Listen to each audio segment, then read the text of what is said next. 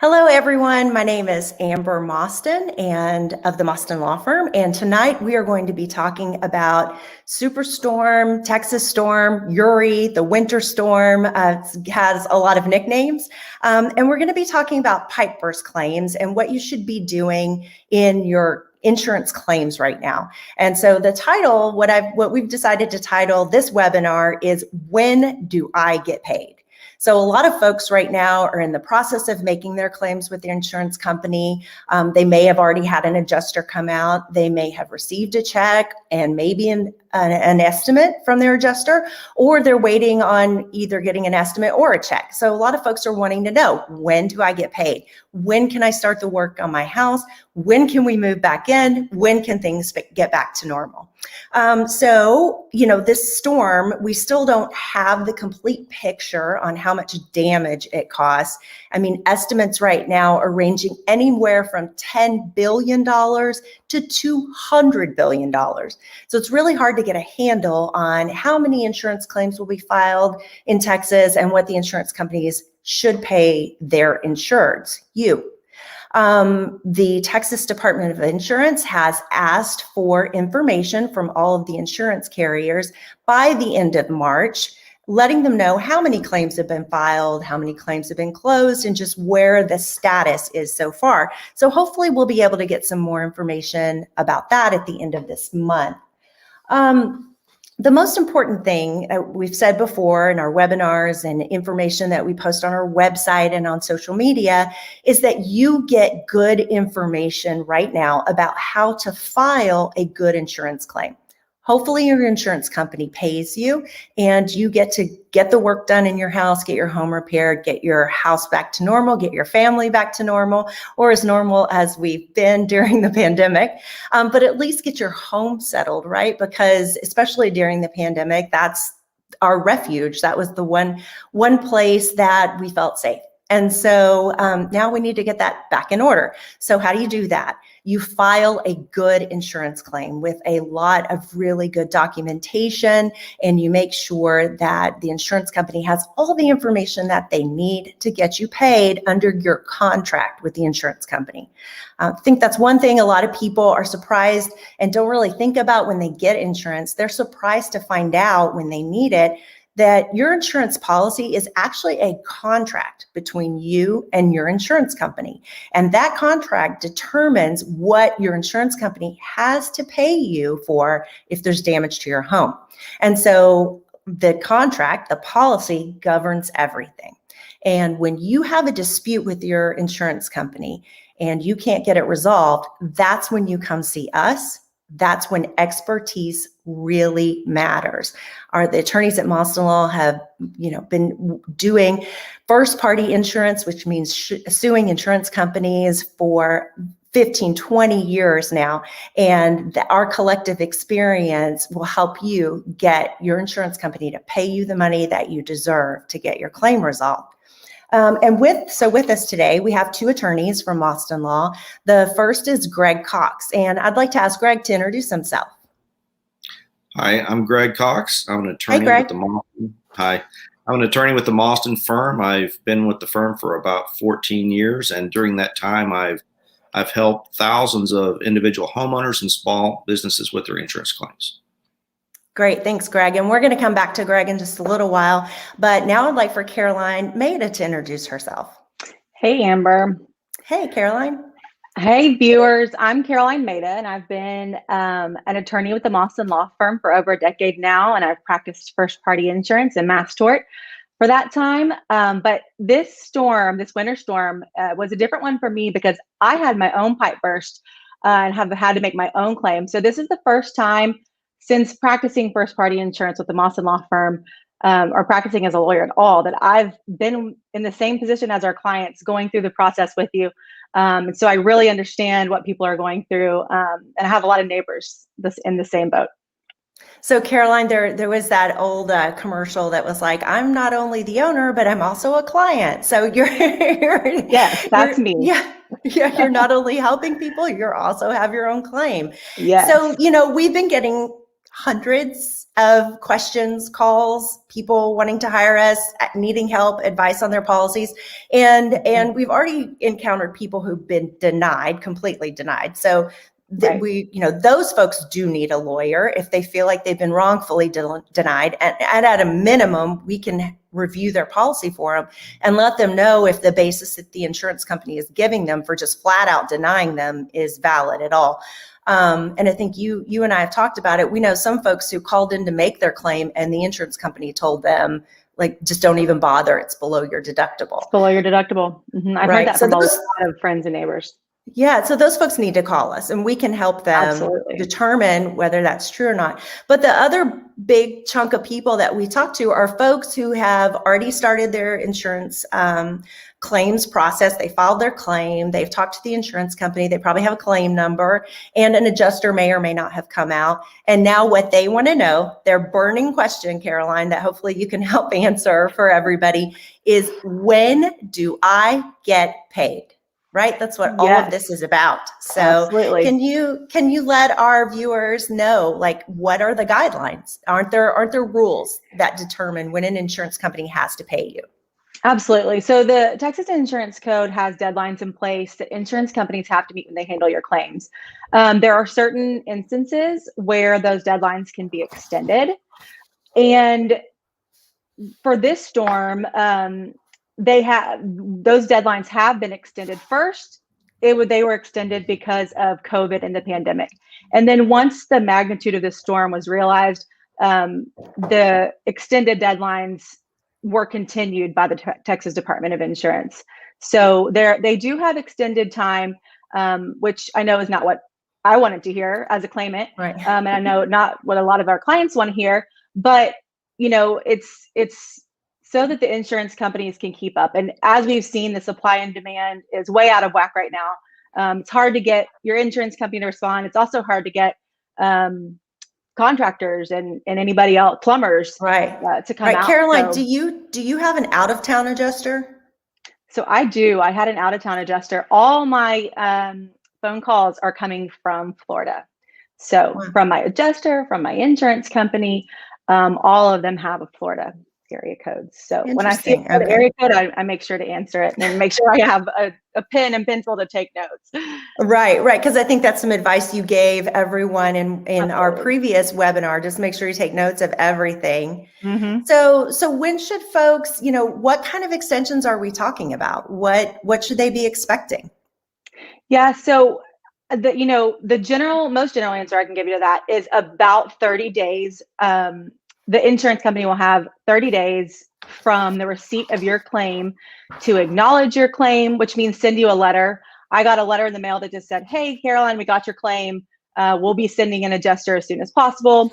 In that same amount of time, the 30 days, they have to start their investigation, which usually means sending out an adjuster, and also request from the insured any items, statements, forms that they reasonably believe that they are going to need. This may be estimates from your contractor, a receipt from your plumber, any receipts that you spent to mitigate the damage, which means, stop the damage, anything like that. So generally 30 days. So does that mean that, and then can they ask for those things later, or do they have to ask for all of that up front? How does that work? Like, I know we've been advising folks to get everything together and do just a big dump on the adjuster and the insurance company, right? And we've been telling folks, give it to your adjuster, but also make sure to give it to your insurance company and vice versa. Like, make sure everyone has everything. But what do they do if the adjuster is asking them for more information? So I think that this comes down to the reasonableness of the request. They have 30 days to ask you for whatever they believe is necessary. And that may change depending on what you provide them, right? So if you provide them an estimate from a contractor, they may need to request additional information from that contractor on why it's costing more than they show it should be costing, or something like that.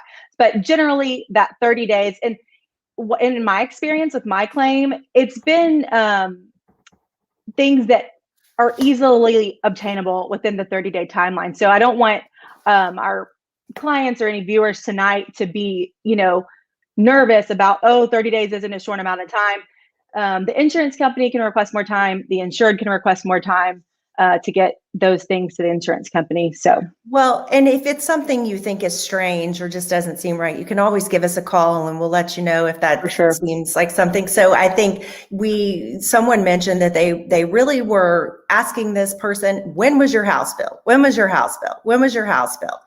And so, and they were anxious about that question. Like, what are they trying to do here? So, right. So just give us a quick call and we can let you know. So once they have all those things, then like, are there deadlines on how long they have to answer you? Once you've given them everything they've asked for, when do they have to give you an answer?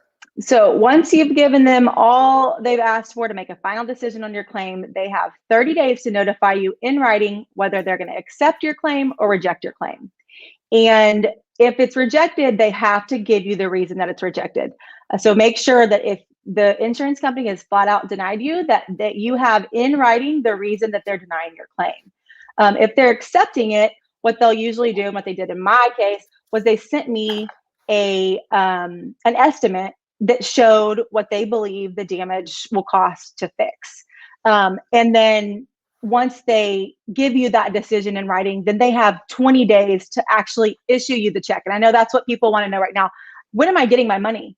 And so that is 20 days from when they inform you of their final decision. Right. So the big question, when do I get my check? So if the best case scenario, everything's great, 30 days from when you file your claim, and then 30 days from when you get them everything they need, and then 20 days after that.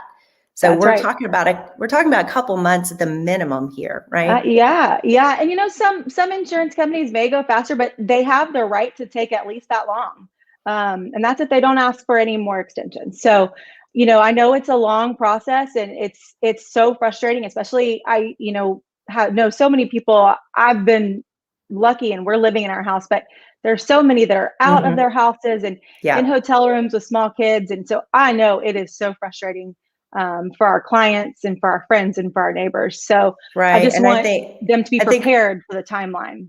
Right. And I think we were chatting earlier today about, folks who went on spring break with little kids and remembered that a friend of both of ours was saying they went on spring break with their little kids and they remembered, why do I stay in the same room with them? This is miserable. I can't get any sleep.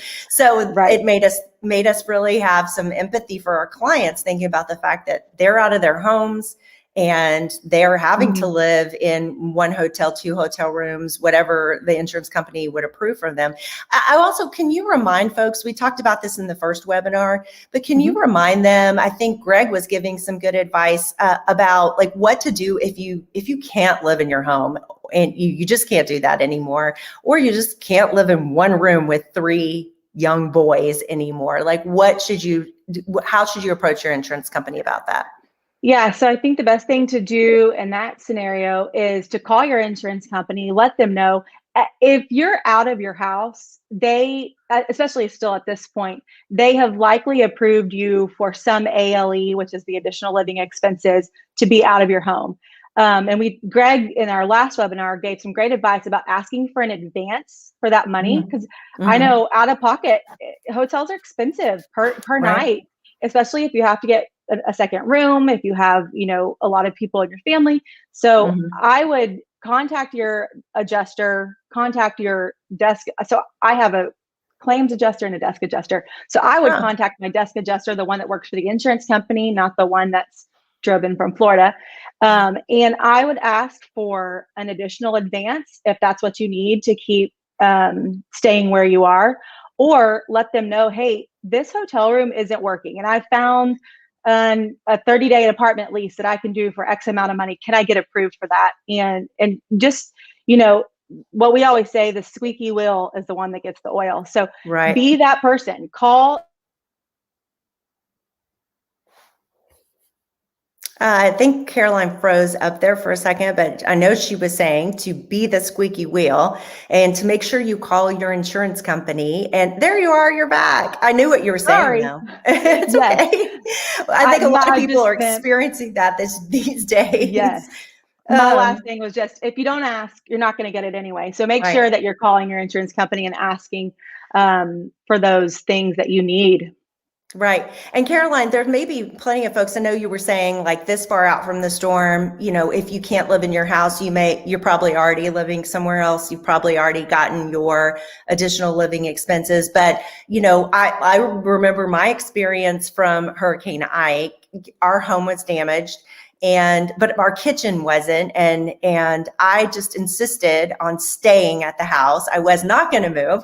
And so 2 weeks into it, I just realized how ridiculous that was. And there was no way we could continue to live there because the kitchen wasn't messed up, but we were crawling over, taped up cabinets, and there was dust everywhere from the sheetrock, cutting out the sheetrock. And it was a construction zone. It was silly of me to think we could live there. So 2 weeks after Hurricane Ike, we actually ended up going to a hotel.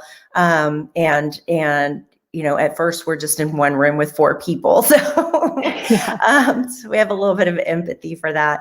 So, Absolutely. okay. Well, thank you, Caroline. And thanks for sharing your claim experience with us. And we'll probably ask you to pop back on a couple of times because we're going to talk to Greg right now about what do you do if the big question right now is, when do I get paid? That's what everybody wants to know. Some folks have gotten their check already. So what do they do? What do you do if you get a check and it's not for enough money? Or what do you do if the insurance company comes out, they look at your property and they just say, we're not covering this. Like this is not covered. What do you do? What do I do if I disagree with the insurance company? Sure. We're at the point now where a lot of people are going to be getting claims decisions, and they may actually be receiving checks for the amount that the insurance adjuster has determined and that his supervisor has approved.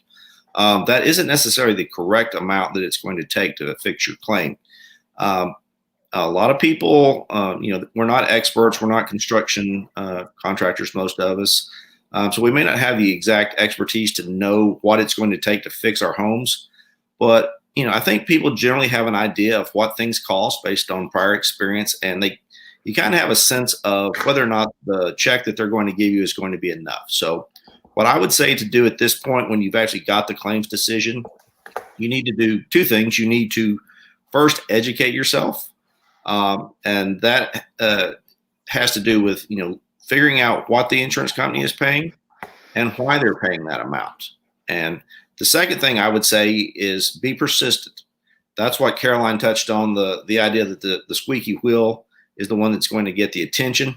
The same thing holds true in insurance claims. I think being persistent, sending in all your documentation on time. If the insurance company asks for something, get it to them as fast as you can, but stay on them. You don't want to bother the adjuster where he or she can't do their job, but you want them to know that, your claim is important to you and you want it to be important to them. So those are 2 concepts that I would say that, you need to focus on: educating yourself and being persistent.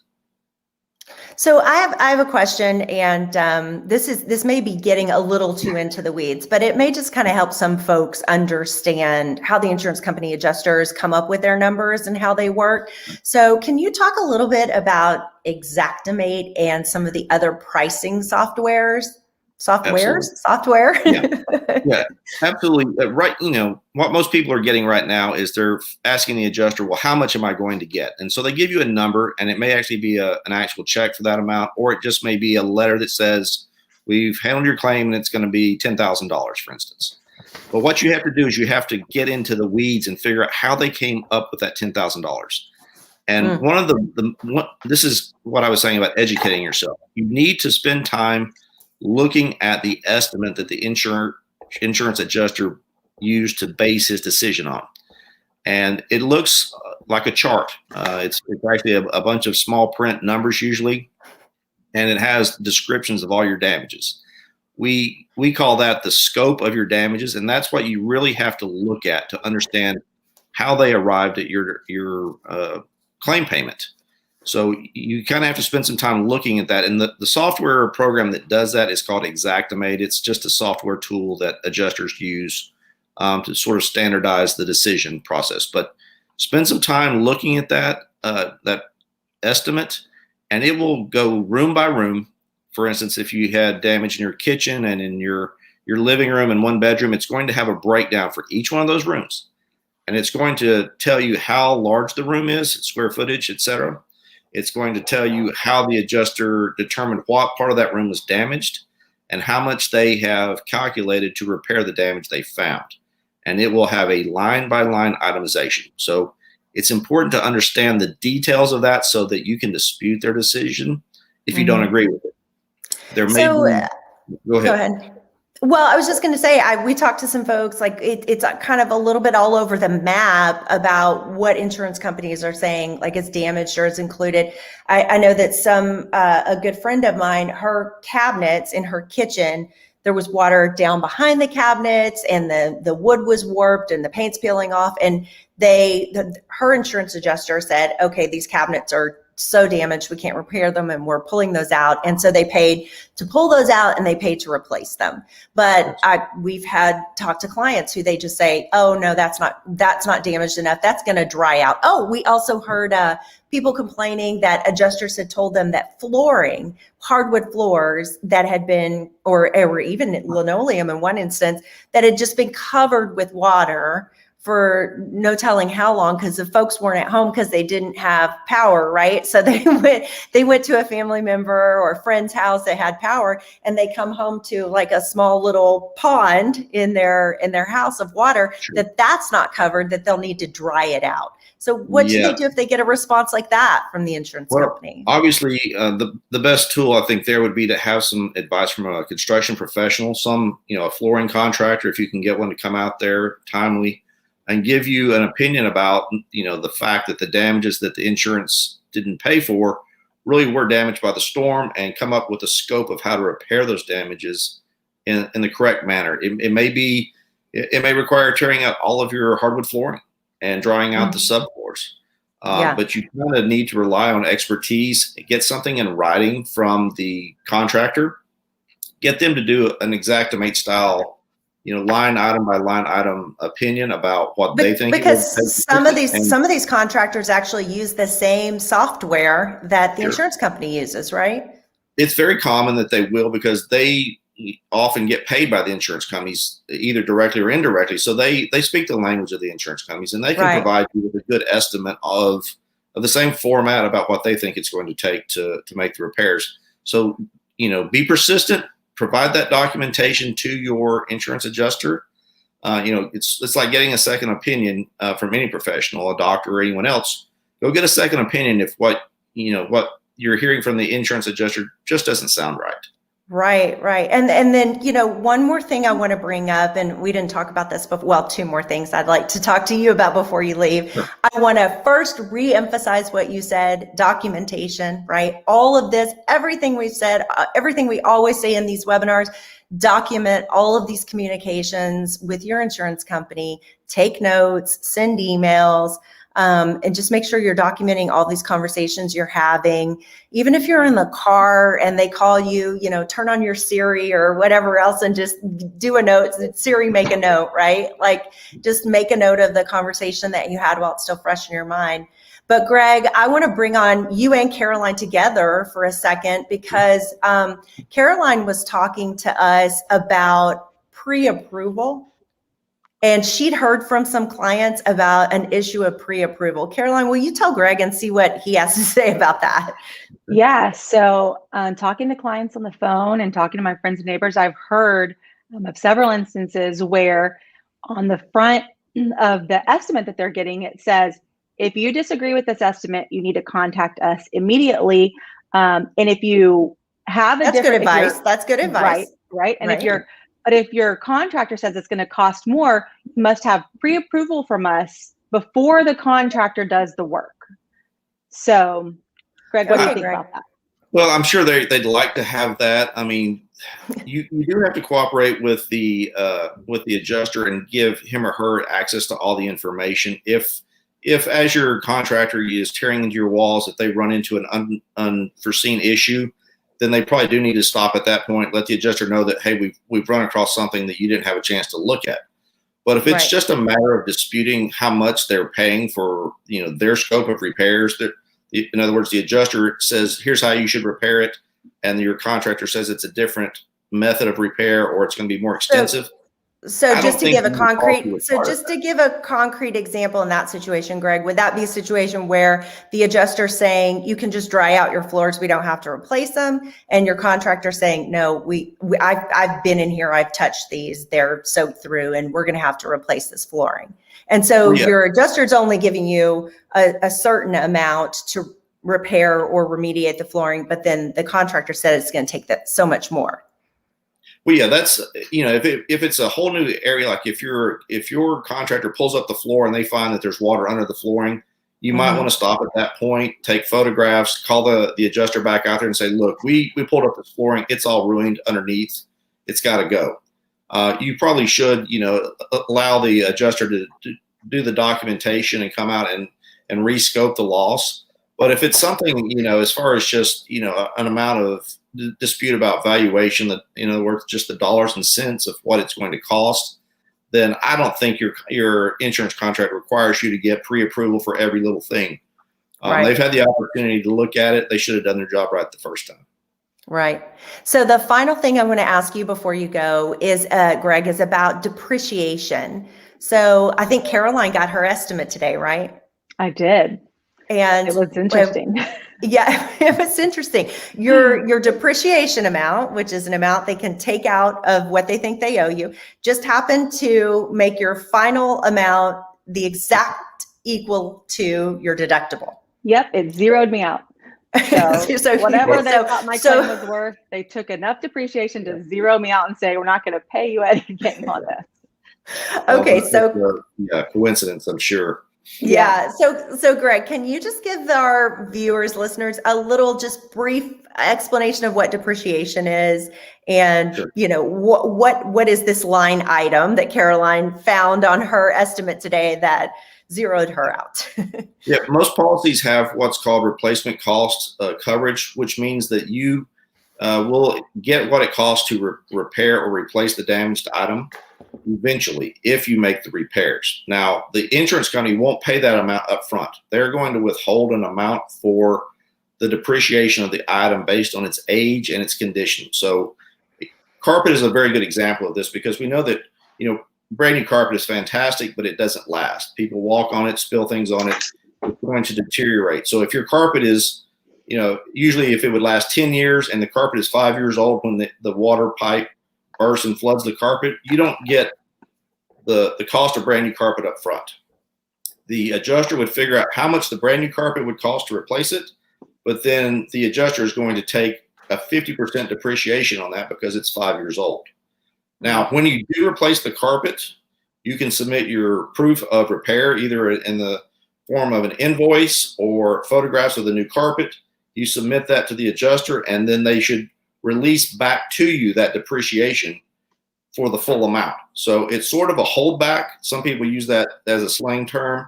When they talk about insurance claims, they call that the holdback money. And you don't get that up front. You only get that after you have made the repairs and you've documented those repairs to the insurance company. So again, be persistent. That holds true of depreciation and anything else having to do with the claim payment. If you don't understand what amount you're being paid or why you're being paid, ask questions. You're entitled to an explanation about how they came up with what you're being paid.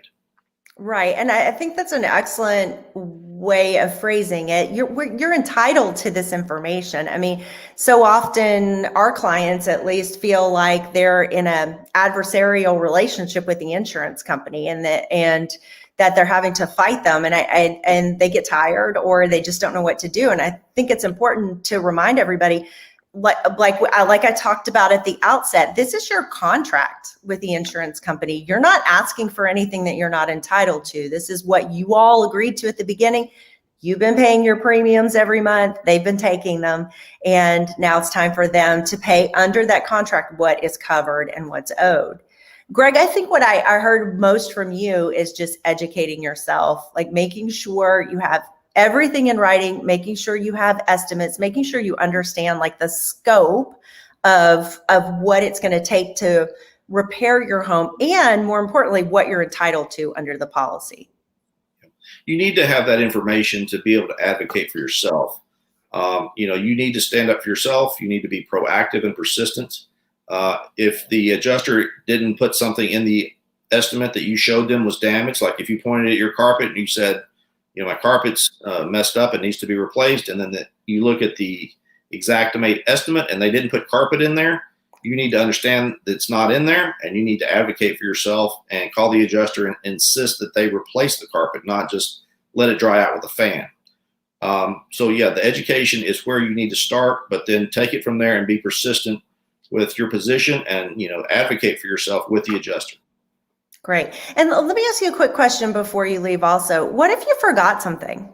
Like, what if you didn't point out the carpet, but now you're like, this is starting to smell. This is Houston. Yeah. The adjuster said this was going to dry out, which is kind of crazy to me, but especially if you have carpet. But the adjuster said this was going to dry out. This is Houston. This has not dried out. It's, rained 5 times since then. Rained twice last night.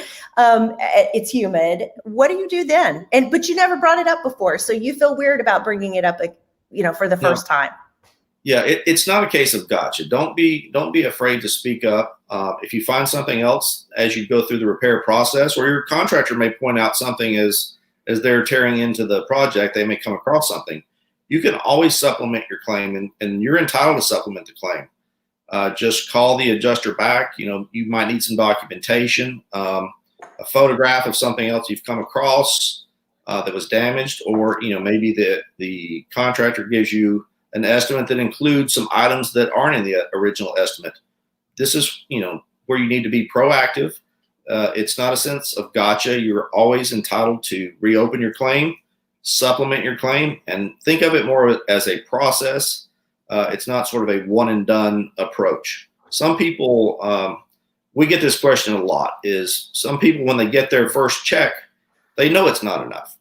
Right. Just by their own experience and common sense, even before they've hired the contractor, they get a check for, $1,000, and they know there's no way this is going to be enough. But they're afraid to cash that $1,000 check because they have this sense of, well, if I cash it, then I've surrendered. I've agreed with the insurance company and I can't ever go back. That's not true. In Texas, you can cash the check. That's just the initial payment. There's no prohibition of you taking that money and doing what you can with it, and then later supplementing the claim with more information. Greg, that is excellent advice, because there are many people who feel like once you cash the check, you accepted that money and that's all you're going to get paid. So I really think folks need to hear that. Can you repeat that for everybody? Sure. Yeah. You're entitled to supplement your claim and with additional information, and your initial claim payment, if you cash that, doesn't mean that you've agreed with the insurance company. It doesn't mean you can't come back later. You're entitled to the money that they've determined, and you're entitled to ask for additional money later if you find more damage or even just more expensive damage than what they've estimated the claim. So it's not a doctor. I had some folks telling me that, saying they'd read that the price of lumber had gone up and the price of plumbing supplies had gone up. And, is that price gouging? And sort of looking at it from the side of the Attorney General, and even our own Harris County attorney has been very proactive. Christian Menifee has been very proactive at looking at price gouging. But there are commodities on the market like lumber, and the price of that does rise. And so can you explain how that works into Xactimate?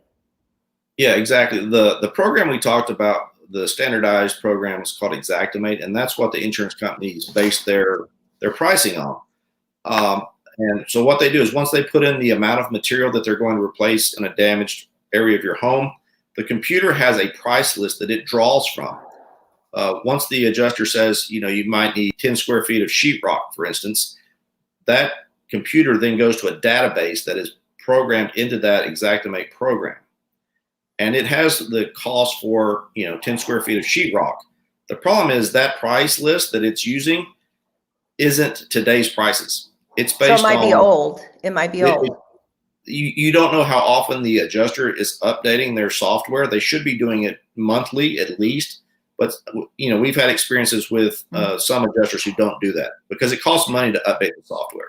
Well, and some of these folks they don't work directly for the insurance company, right? Some of these adjusters are kind of what most people would understand as like freelance adjusters, right? And they come in to help adjust.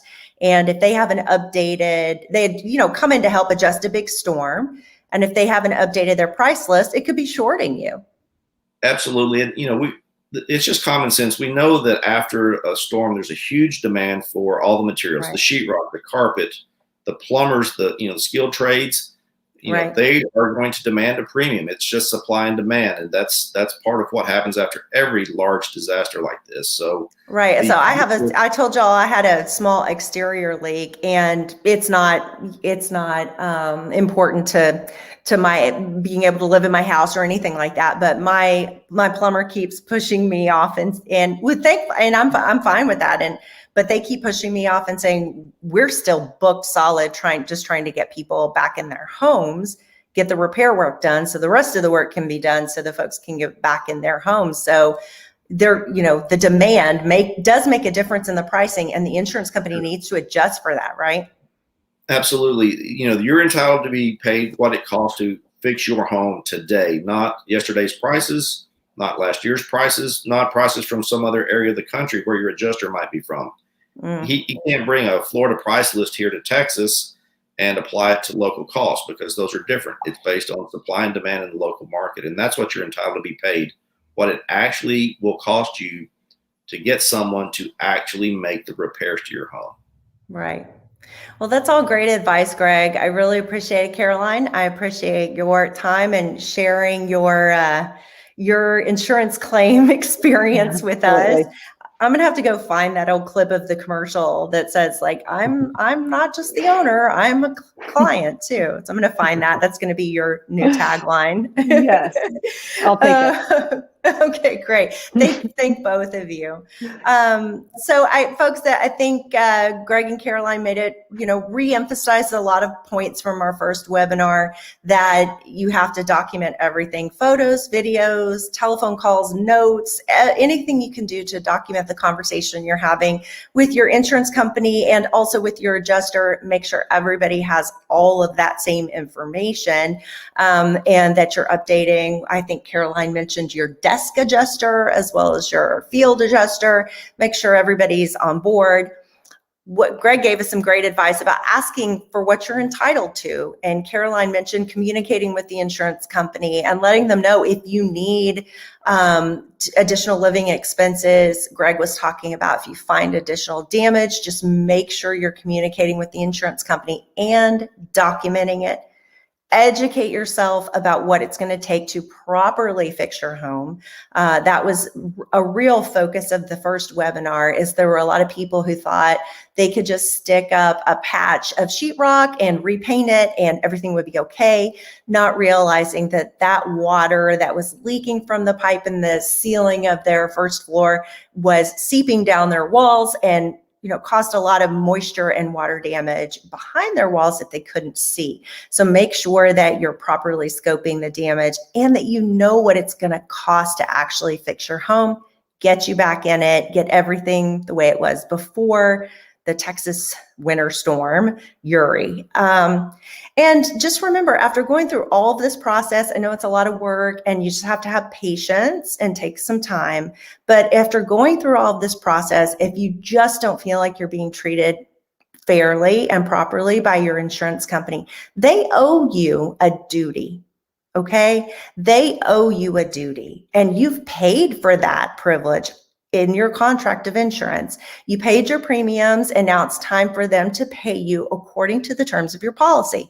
If you don't understand what that means, or if the insurance company, it just doesn't seem right what they're talking about it, call us at Mostyn Law, and we will review your policy for free and let you know whether we see something in there that makes us think, I don't think the insurance company is telling you the truth here, or I think you should go and point this portion of your policy out to them and tell them that this should be covered under the policy.